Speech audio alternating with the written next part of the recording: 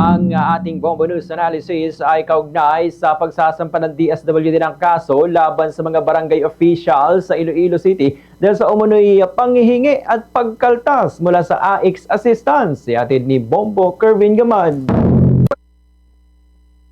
Ang pagsasampa ng DSWD ng kaso laban sa 14 na barangay official sa Iloilo City dahil umano sa panghihingi at pagkaltas mula sa AIX assistance ay malinaw na patunay na nananatili ang katiwalian kahit sa mga programang nakalaan para sa mga pinakamahihirap.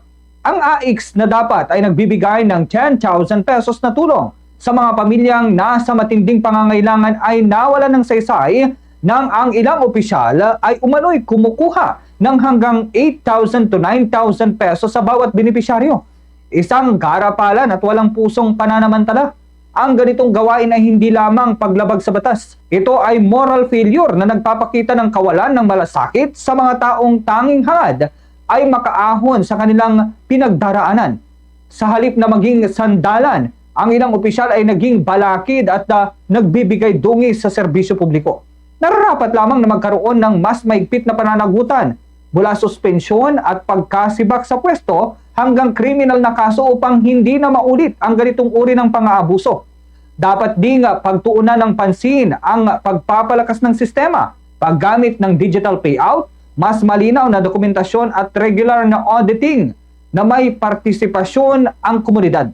Mahalaga ring suportahan ang panawagan ng DSWD at DILG na iulat ang anumang anomalya sapagkat ang katahimikan ng taong bayan ang nagiging pahintulot para sa tuloy-tuloy na corrupt practices. Sa huli, ang pangyayaring ito ay paalala na ang tunay na sukatan ng pamahalaan na hindi ang dami ng programang iniaalok, kundi ang katiyakan na ang mga benepisyo ay tapat na naipapamahagi. Ang anumang uri ng pang-aabuso sa kapangyarihan lalo na sa mga maralita ay dapat agarang mapanagot.